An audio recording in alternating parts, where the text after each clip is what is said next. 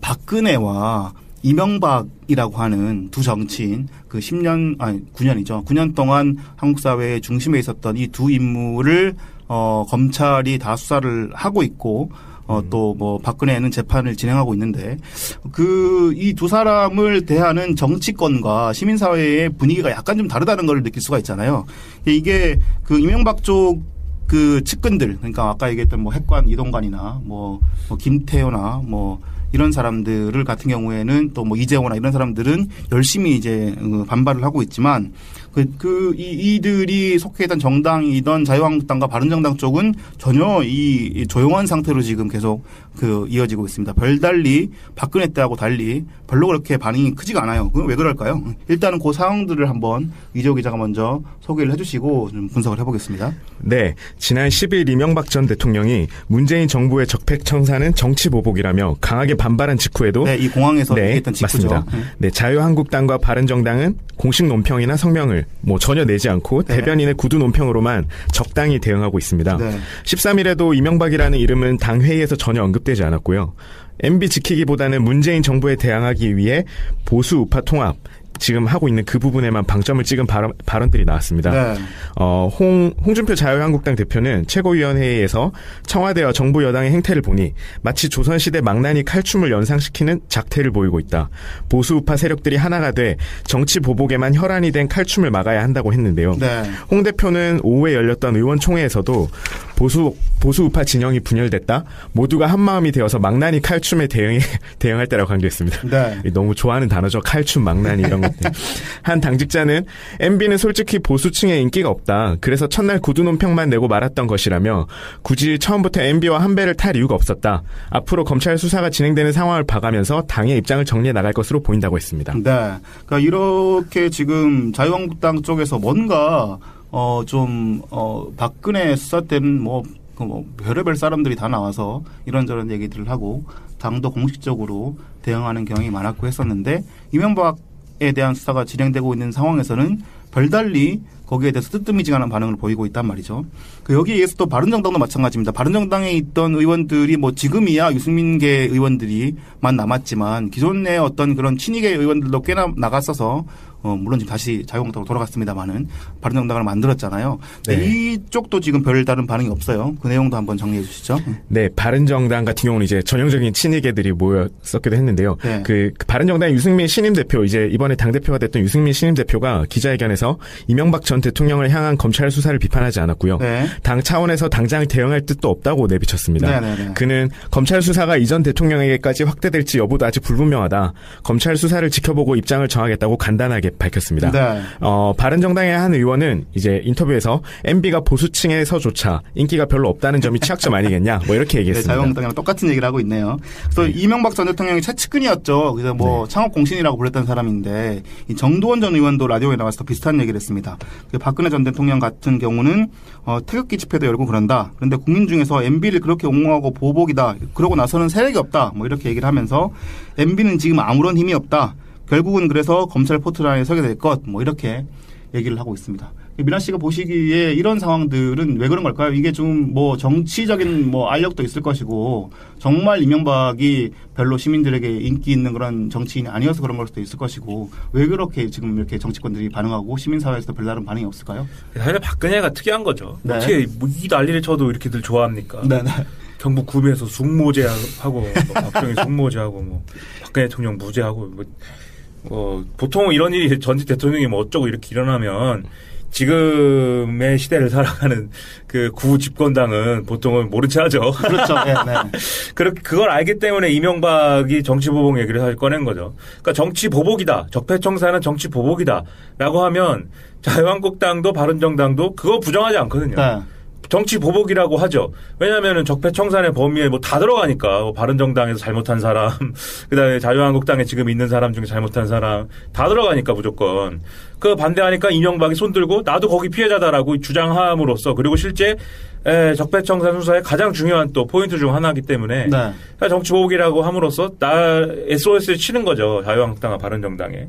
좀 미적지근하다고는 하지만 별로 이게 괜히 엮여서 좋을 게 뭐 있어요. 지금 이제 박근혜 전 대통령 문제도 거의 간신히 지금 청산을 해나가고 있는 상황에 자유한국당 입장에서 보면. 다만 이제 보수 정치의 균열을 다시 이제 봉합할 필요는 있는 거죠. 무슨 얘기냐면 원래 보수 정치라는 거는 지금까지 한국 정치 보수 정치라는 건 크게 두 가지 축이란 말이에요. 네. 하나는 우리 박정희 숙모제에서 볼 수 있는 그런 정근대적인 어떤 우리가 과거에 이념적 우파라고 불렸던 그런 사람들인 거고 지금 아스팔트 우파와 박정희 숙모제 이런 거 하시는 분들. 네, 주로 군복 입는 걸 좋아하시는 분들. 네. 네. 또 하나의 축은 이제 수도권에 주로 있는 자칭 합리적 보수, 뭐 중도 실용. 중도 실용이라고 많이 그랬죠. 네. 이 중도 실용이라고 하는 이 축, 두 가지 축으로 보수 정치가 지탱이 되어 왔는데 박근혜 시대를 거치면서 이게 두 개가 깨진 거잖아요. 네. 두 부류가. 그게 뭐 자유한국당과 바른정당이라고 설명을 하든 뭐라고 설명을 하든 어쨌든 이 두 개의 그 세력이 깨진 거예요. 두 개가. 그래서 박근혜 전 대통령을 용인하지 못하고 있는 거고 중도 실용 측이. 네네. 그래서 중도 실용이라고 하는 사람들이 촛불 시위에 나온 거죠. 이 사람들이. 네. 그래서 비박계가 끌려가면서 이 사태가 이렇게 된 거란 말이에요. 비박계가 이 중도 실용에 끌려가면서. 근데 지금 우리는 이명박 전 대통령 완전 무슨 뭐 이게 박근혜의 원조 같은 사람이고 똑같은 사람이지만 과거에는 지난번에도 말씀드렸듯이 중도 실용의 아이콘이었어요. 이 네, 사람이. 네. 그렇기 때문에 이명박이 나를 정치보복이라고 하는 것은 사실은 두 세력을 이제 다시 결합하기 위한 하나의 중요한 또 뭐랄까 소재가 될 수 있는 거죠. 네. 그 홍준표 대표가 하는 얘기를 잘 봐야 되는데 페이스북에다 그런 얘기 하잖아요. 아 이게 과거에 사카모토 료마 이런 얘기 하면서 네, 네. 사카모토 료마 또 이렇게 했는데 나는 아직도 이렇게 욕이나 먹고 있다.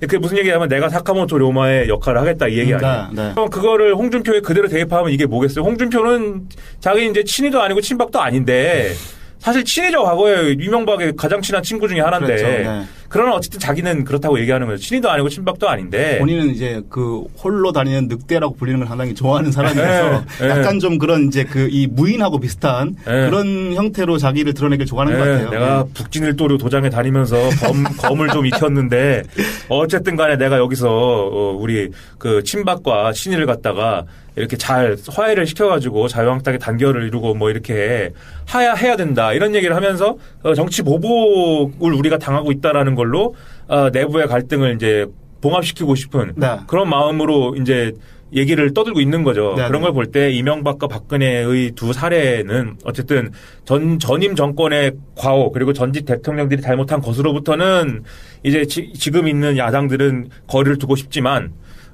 다시 이제 두 세력을 통합하기 위해서는 아까 말씀드린 중도 실용과 이념적 우파를 통합시키기 위해서는 사실은 또 이 사람들의 정치 보복을 당하고 있다는 개념이 필요한 거죠. 네. 그래서 서로 이제 그 이해관계가 맞아 돌아가고 있는 건데 뭐 모르죠. 근데 또 네. 서청원 녹취록이 어떻게 될지 그렇죠. 예. 유승민이 어떻게 될지 모르죠. 뭐 제가 이제 정치부 출입하면서 봤던 이제 경험들을 비춰보면은 네. MB가 좀 덕이 없지 않았나 뭐 그런 생각을 했습니다. 지금 이제 정두원 전 의원만 해도 제가 뭐 미아에서 자택 앞에서 한번 개인적으로 만난 적이 있었는데요. 네. 뭐 그때 이제 저축은행 사태 때 구속된 뒤로 뭐 가정이 거의 파탄이 났어요. 네. 뭐 가정이 파탄. 네, 혼자 살고 있고 지금 이제 자녀들 다 떠나고 뭐 네. 그렇게 살고 남의 일이 있고 남의 일 같지가 않네요. 남의 일 같지가 않고 그런 상황이고 뭐 구해주지 않았죠. 그때 이제 구속되면서도 뭐 위에 분들 다 누리시고 뭐 이런 말씀도 남기셨던 걸로 기억하고 있는데요. 네. 뭐 그렇고 또 이제 홍준표 지금 당 대표도 별로 그렇게 썩 MB랑 감정이 좋지 않다고 해요. 그 네. 당시 MB 이제 대통령일 때 법무부 장관을 내심 원했던 걸로 이제 그랬죠. 이제 네, 국회에서 얘기가 돌았었는데 뭐 그거를 MB가 전혀 콧방귀도 안 끼니까 네. 이제 홍준표를 네. 법무부 장관 시키면 어떻게 되겠어요? 뭐 그런 이제 논리적인 그걸 차치하더라도 이제 그 공과 이제 분배 과정에서 뭐 이렇게 소외됐다 보니까 홍 대표도 네. 지금 와서 이렇게 굳이 도와줄 뭐 그럴 큰 유인 동기는 없지 않나. 네. 이제 뭐 큰 대회에선 어떨지 모르겠습니다만 결국은 보수라고 하는 쪽의 사람들은 이해관계로 돌아가잖아요. 그렇게 네. 그 이해관계에서 자기를 내친 사람들을 정치적으로 이렇게 만약에 다시 옹호하고 나섰을 때 자기에게 쏟아지는 이익이 있으면 나서겠죠. 근데 지금은 또 그런 이게 상황도 아닐 테니까. 이명박을 만든 삼걸이 있지 않습니까? 삼걸. 네.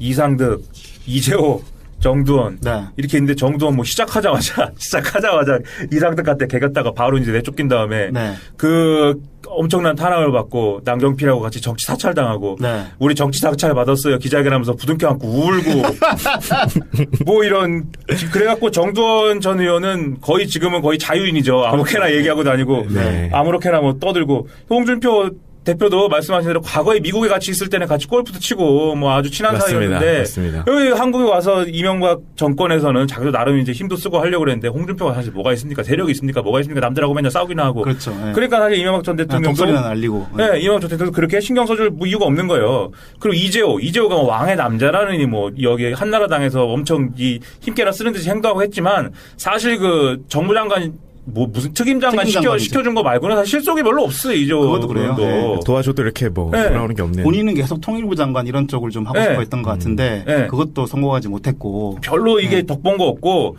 그 오히려 좌파라고 그러고 과거에 그 이력 때문에 좌파라고 그러고 막 사실 근데도 이재호는 속이 없어서 그런지 지금도 내가 대신 감옥 가겠다고 개신 가겠다고는 안 했지만 이명박 정권 잘못되면 내가 감옥 가겠다고도 하고 그런 이거 훌륭한 분이에요. 이재호 씨가 아주 훌륭하다기보다는 그런 게 있는 것 같아요. 이제 계속 정권 말기 올드 60예요. 올드 60. 이럴 때는 자기가 이렇게 계속 그 왕의 남자라고 불리는 거에 대해서 계속 부담스러워하고 그런 거 없었다. 정말 이제 아까 김민아 씨가 얘기한 대로 나 그런 거 받은 거 별로 없고 별로 위세를 누리는 권력도 없다. 뭐 이런 얘기라고 계속 부인했는데 최근에 이제 이재호가 의원도 떨어지고 끈이 다 떨어졌잖아요. 아무도 가진 게 없단 말이죠. 그러니까 그거라도 부여잡고 늘 푸른 한국당 있는데 왜 그러세요? 늘 푸른데 그거라도 부여잡고 자기의 존재감을 드러내야 뭐라도 이제 언론에다 한 줄 실어주고 하는 거 아닙니까? 그렇다고 저는 순박함이 있다고 보는데 어떤 순정이 있다고 보는데 그건 그리고 유일하게 그래도 누린 사람이 이상득밖에 없어요. 그 한걸 중에. 근데 이상득도 이제는 아무도 지켜주지 않고 이상득 막 감옥 가고 지금 또 재판 받고 뭐 그러잖아요. 지금 또 뭐 나왔는데 잊어버렸어요. 요새 이상득은 염색도 안 하고 무슨 얘기야. 아무튼 그래서 이제 그런 자원외교 하면서 이상득은 뭐 혜택을 많이 받죠. 그래도 어쨌든 이명박이 이제 권력에서 이제 물러나면서 다 이제 깨지는 일만 남은 것이고 그래서 사실 이명박이 직접 나서서 떠들고 있는 거죠. 지금 핵관 이동관 정도나 뭐 가서 이렇게 또 방어를 해주지. 지금 이 불충한 박형준은 뭐 하는 겁니까, 지금? 네? 이명박의 원투펀치인데 박형준 썰전에 나가서. 썰전에서 계속 그래도 이명박을 옹호하는 발언들을 해서 계속 욕먹고 있잖아요. 옹호는 하지만 하나만 한 얘기나 맨날 하고 착한 척 하면서 유시민이랑 같이 이렇게 뭐 사실 우리는 방송인이야 뭐 이런 태도로. 지금 그럴 때가 아니죠. 썰전 딱 그만두고 나는 적지보복에 대항하는 투삼입니다. 이러면 과거 우리 운동권 출신들이 뭐 하는 겁니까, 지금? 결기도 없고 이거. 이제 내용들을 좀 종합해서 앞에 것들을 이제 보면은요. 결국 검찰 수사가 군 사이버 사령부로 많이 가지 않을까 싶어요. 왜냐하면은 국정원 같은 경우는 이제 2015년에 나왔던 정윤회 문건 보도 2014년부터 나왔었죠. 그 정윤회 문건에 포함이 되어 있었던 걸로 제가 그 취재에서 알고 있거든요. 그러니까 그 검찰은 이미 국정원에 대한 내용은 다 알고 있었고 뭐 저희도 뭐 봤지만 두세 번씩 엎어졌잖아요. 원전 원장에 대한 수사도. 그래서 새로 나온 팩트들 그리고 아까 말씀하신 것처럼 이제 배석하고 자료들이 남고 계속 나오니까 그런 부분으로 가지 않을까 싶습니다. 그래서 그 검찰의 수사를 보면 지난주에 제가 말씀드렸죠. 원세훈에 대한 혐의를 입증하는데 4년이 걸렸습니다. 그러니까 이게 초반에는 여러분들도 알고 계시다시피 국정원에 파견 갔던 그 핵심 검사들이 거의 수사를 방해하고 뭐 지난주에 설명드렸다시피 뭐 압수수색하는 장소 가짜 사무실을 만들고 그리고 뭐 녹취록을 다 조작하고 이런 쪽으로 거의 수사를 방해하면서 당시 윤석열 댓글수사팀장의 수사를 방해해서 혐의 입증을 곤란하게 만드는 바람에 원세훈이 사실상 감옥에 안 가는 그런 결과가 나왔었는데 정권이 바뀌고 이 파견 검사들, 이 수사를 방해했던 검사들에 대한 수사가 시작되고 새로운 내용들이 등장하기 시작하면서 원세훈의 혐의를 입증하는 데는 성공해서 지금 이제 감옥에 보내는 데는 성공했습니다만은 아까도 계속 반복해서 설명드렸다시피 이명박의 국정원 관련된 개입을 이해를 시키고 혐의를 입증하려면 원세훈이 결국 키맨이고 거기서 입을 열어야 된다. 맞습니다. 물론 이제 거기에 관련해서 아까 말씀드렸던 김태호 전 기획관의 말도 중요하겠지만 이 두 사람이 과연 이명박을 배신할 것인가 아니면은 홀로 다 독박을 쓰고 갈 것인가 그게 결국 핵심일 텐데 거기에도 결국은 제가 보기에는 이 사람들의 성향은 잘 모릅니다만은 결국은 추후에 이 사람들이 어떤 이해를 얻을 것인가 어떤 그 독박 쓰고 들어갔을 때 이명박이 뭘 해줄 것인가 이런 것들이 아무래도 관건이 되지 않을까 이런 생각들을 좀 하게 됩니다. 박근혜와 이명박이라고 하는 두 정치인 9년이죠. 9년 동안 한국 사회의 중심에 있었던 이 두 인물을 검찰이 다 수사를 하고 있고 또 뭐 박근혜는 재판을 진행하고 있는데 이 두 사람을 대하는 정치권과 시민사회의 분위기가 약간 좀 다르다는 걸 느낄 수가 있잖아요. 이게 그 이명박 쪽 그 측근들, 그러니까 아까 얘기했던 뭐 핵관 이동관이나 뭐 김태호나 뭐 이런 사람들을 같은 경우에는 또 뭐 이재호나 이런 사람들은 열심히 이제 반발을 하고 있지만 이들이 속해 있던 정당이던 자유한국당과 바른정당 쪽은 전혀 이 조용한 상태로 지금 계속 이어지고 있습니다. 별달리 박근혜 때하고 달리 별로 그렇게 반응이 크지가 않아요. 그건 왜 그럴까요? 일단은 그 상황들을 한번 이재호 기자가 먼저 칼춤에 대응할 때라고 강조했습니다. 네. 너무 좋아하는 단어죠. 칼춤, 망나니 이런 것들. 한 당직자는 MB는 솔직히 보수층에 인기가 없다. 그래서 첫날 구두 논평만 내고 말았던 것이라며 굳이 처음부터 MB와 한 배를 탈 이유가 없었다. 앞으로 검찰 수사가 진행되는 상황을 봐가면서 당의 입장을 정리해 나갈 것으로 보인다고 했습니다. 네. 그러니까 이렇게 지금 자유한국당 쪽에서 뭔가 박근혜 수사 때는 뭐 별의별 사람들이 다 나와서 이런저런 얘기들을 하고 당도 공식적으로 대응하는 경향이 많았고 했었는데 이명박에 대한 수사가 진행되고 있는 상황에서는 별달리 거기에 대해서 뜨뜻미지근한 반응을 보이고 있단 말이죠. 여기에 의해서 또 바른정당도 마찬가지입니다. 바른정당에 있던 의원들이 뭐 지금이야 유승민계 의원들이만 남았지만 기존의 어떤 그런 친이계 의원들도 꽤나 나갔어서 물론 지금 다시 자유한국당으로 돌아갔습니다. 그러고 나서는 세력이 없다. 뭐 이렇게 얘기를 하면서 MB는 지금 아무런 힘이 없다. 결국은 그래서 검찰 포트라인에 서게 될 것. 뭐 이렇게 얘기를 하고 있습니다. 미나 씨가 보시기에 이런 상황들은 왜 그런 걸까요? 이게 좀 뭐 정치적인 뭐 알력도 있을 것이고 정말 이명박이 별로 시민들에게 인기 있는 그런 정치인이 아니어서 그런 걸 수도 있을 것이고 왜 그렇게 지금 이렇게 정치권들이 반응하고 시민사회에서도 별다른 반응이 없을까요? 사실 박근혜가 특이한 거죠. 네. 어떻게 이 난리를 쳐도 이렇게들 좋아합니까? 네네. 경북 구미에서 숙모제하고 박정희 숙모제하고 뭐 박근혜 대통령 무죄하고 보통 이런 일이 전직 대통령이 뭐 어쩌고 이렇게 일어나면 지금의 시대를 살아가는 그 구집권당은 보통은 모른 채 하죠. 그렇죠. 네, 네. 그걸 알기 때문에 이명박이 정치보복 얘기를 꺼낸 거죠. 그러니까 정치 보복이다. 적폐청산은 정치 보복이다라고 하는 바른정당을 만들었잖아요. 네. 이쪽도 지금 별다른 반응이 없어요. 그 내용도 한번 정리해 주시죠. 네, 바른정당 같은 경우는 이제 전형적인 친이계들이 모였었기도 했는데요. 네. 그 바른정당 유승민 신임 대표, 이제 이번에 당 대표가 됐던 유승민 신임 대표가 기자회견에서 이명박 전 대통령을 향한 검찰 수사를 비판하지 않았고요. 네. 당 차원에서 당장 대응할 뜻도 없다고 내비쳤습니다. 네. 그는 검찰 수사가 이전 대통령에게까지 확대될지 여부도 아직 불분명하다. 검찰 수사를 지켜보고 입장을 정하겠다고 간단하게 밝혔습니다. 네. 바른정당의 한 의원은 이제 인터뷰에서 MB가 보수층에서조차 인기가 별로 없다는 점이 취약점 아니겠냐, 뭐 이렇게 얘기했습니다. 네, 자유한국당이랑 똑같은 얘기를 하고 있네요. 그래서 이명박 전 대통령이 최측근이었죠. 그래서 뭐 창업 공신이라고 불렸던 사람인데 이 정두원 전 의원도 라디오에 나와서 비슷한 얘기를 했습니다. 박근혜 전 대통령 같은 경우는 태극기 집회도 열고 그런다. 그런데 국민 중에서 MB를 그렇게 옹호하고 보복이다 이렇게 해주시고 좀 분석을 해보겠습니다. 네, 지난 10일 이명박 전 대통령이 문재인 정부의 적폐청산은 정치보복이라며 강하게 반발한 직후에도 이 공항에서 얘기했던 직후죠. 맞습니다. 네, 자유한국당과 바른정당은 공식 논평이나 성명을 전혀 내지 않고 대변인의 구두 논평으로만 적당히 대응하고 있습니다. 13일에도 이명박이라는 이름은 당 회의에서 전혀 언급되지 않았고요. MB 지키기보다는 문재인 정부에 대항하기 위해 보수 우파 통합 지금 하고 있는 그 부분에만 방점을 찍은 발언들이 나왔습니다.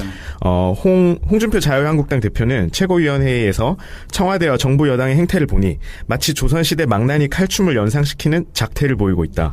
보수 우파 세력들이 하나가 돼 정치 보복에만 혈안이 된 칼춤을 막아야 한다고 했는데요. 홍 대표는 오후에 열렸던 의원총회에서도 보수 우파 진영이 분열됐다. 모두가 한마음이 되어서 망나니